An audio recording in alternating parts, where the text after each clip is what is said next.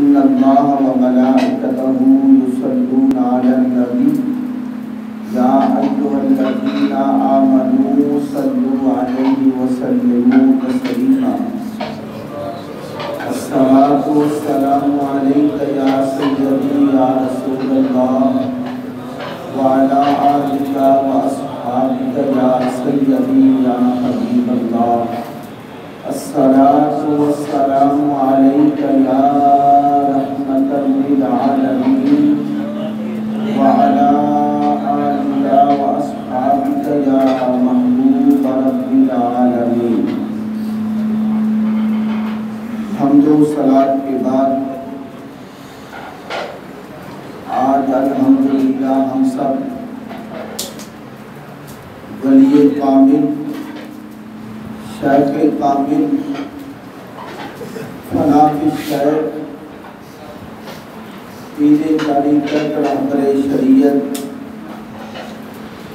پر بردائے آغوش ولایت حضور پیر سید امام علی شاہ صاحب رحمۃ اللہ علیہ اور پیر سید محمد حسین شاہ صاحب رحمۃ اللہ علیہ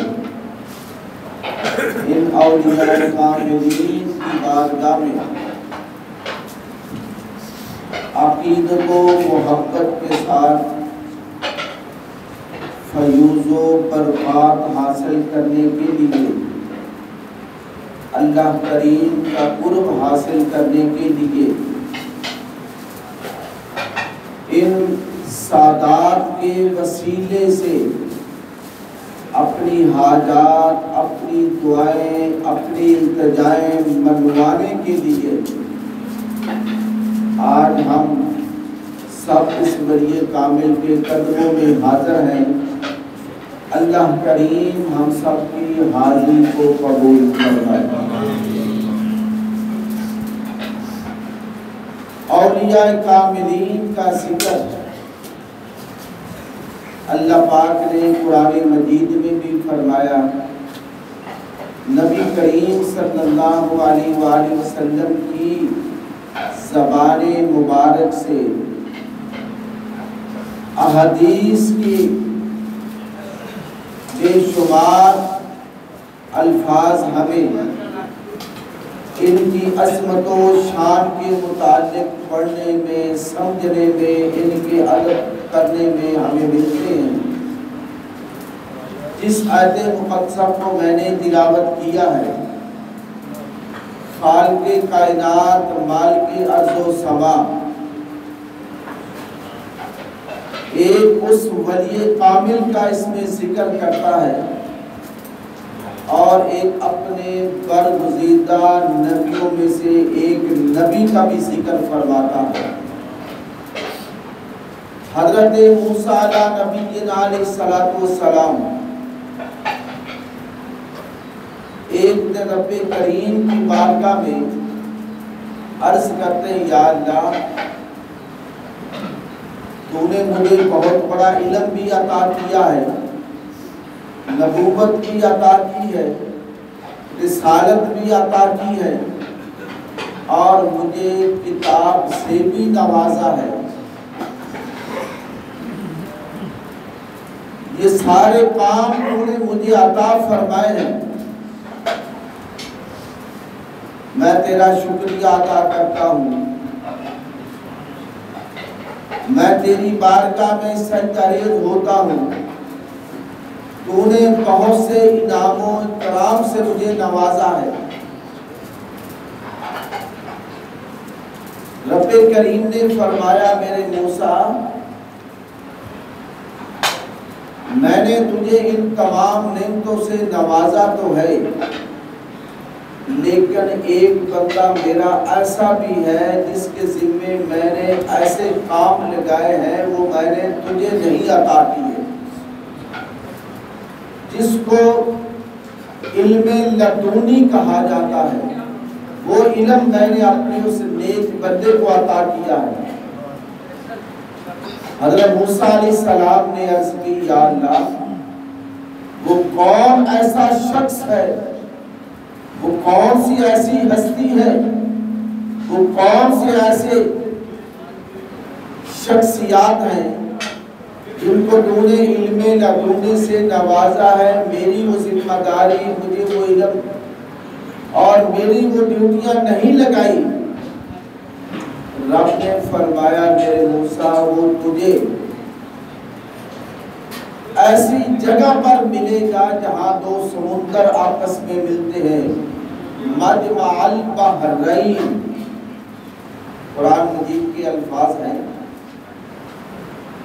رب نے فرمایا میرے موسیٰ اگر تو خواہش رکھتا ان کے ساتھ ملاقات کرنے کا، وَإِذْ قَالَ مُوسَىٰ لِفَتَاهُ لَأَبْرَحُ حَتَّىٰ أَبْلُغَ مَجْمَعَ الْبَحْرَيْنِ، میرا وہ بندہ، میرا وہ برگزیدہ بندہ، میرا وہ ولی جس کو میں نے اس علوم سے نوازا ہے، تو میں نے تیری ڈیوٹیاں وہ نہیں لگائی، میں نے اس کی ذمہ داری لگائی ہوئی ہے. عرض کی یا اللہ میں اس سے ملاقات کرنا چاہتا ہوں. تو رب نے فرمایا جہاں دو سمندر جو آپس میں ملیں گے، دو دریا آپس میں ملیں گے، مجمع البحرین حتی ابلغ مجمع البحرین او امضی حکما، وہاں تیری اس کے ساتھ ملاقات ہوگی. یا اللہ میں کیسے جاؤں، کس طریقے جاؤں؟ رب نے فرمایا جنگل کی طرف چلتا جا، آگے وہ مقام تجھے جو ہے وہ ملے گا جہاں دو سمندر جو ہے آپس میں ملیں گے، اور اس ولی کامل کی بارگاہ میں مردہ چیز جو ہے وہ زندہ ہو جاتی ہے. حضرت موسیٰ علیہ السلام اپنے غلام یوشع بن نون کو ساتھ لیتے ہیں اور کچھ راستے کے لیے کھانے کے انتظامات کر کے اپنا کھانا ساتھ لیتے ہیں. بھنی ہوئی مچھلی جو ہے وہ بھی ساتھ لے لیتے ہیں. رب نے فرمایا تھا جہاں مچھلی زندہ ہو کر سمندر کی طرف جائے گی، وہاں اس میرا بندہ، میرا ولی، میرا نیک بندہ تیرے ساتھ وہ ملاقات کرے گا. حضرت موسیٰ علیہ السلام اور ان کا غلام حضرت یوشع بن نون دونوں آقا اور غلام جو ہے چل پڑتے ہیں.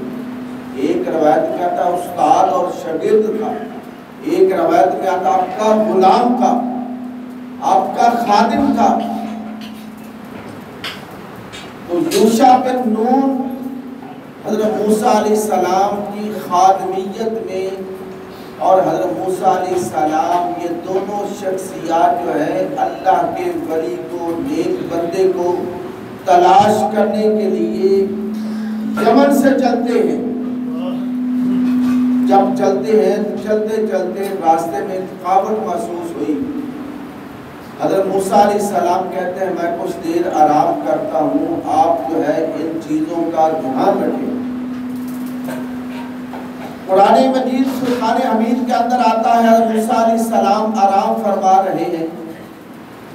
جب سو جاتے ہیں تو چند ہی لمحوں کے بعد وہ برتن سے مچھلی زندہ ہو کر سمندر میں پانی کی طرف چلی جاتی ہے. حضرت یوشع بن نون کہتے ہیں کہ جب موسیٰ علیہ السلام اٹھیں گے میں ان کو بتا دوں گا. آگے قرآن مجید میں آتا ہے کہ شیطان نے ان کو بتانا بھلا دیا. جب موسیٰ علیہ السلام اٹھے تو بتانا بھول گئے.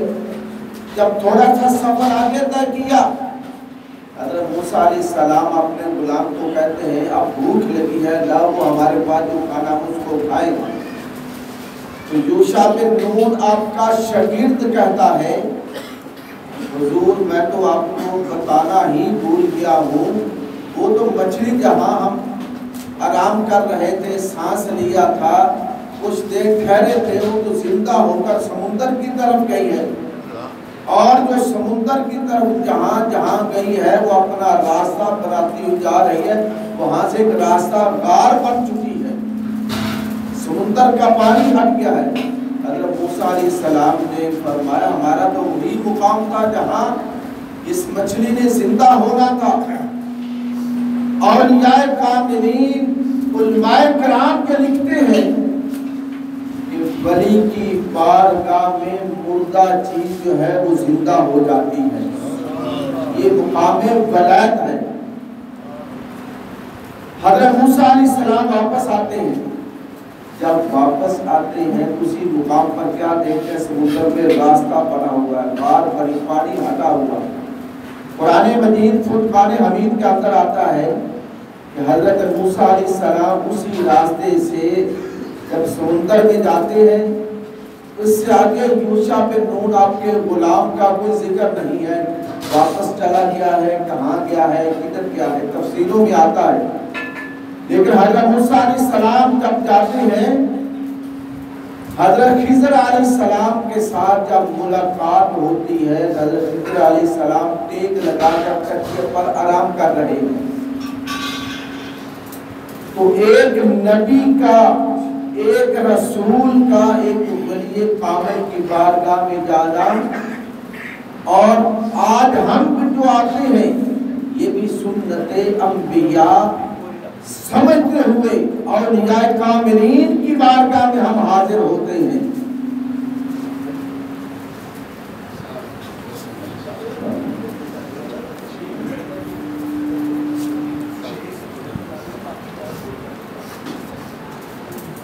اولیاء کاملین کی بارگاہ میں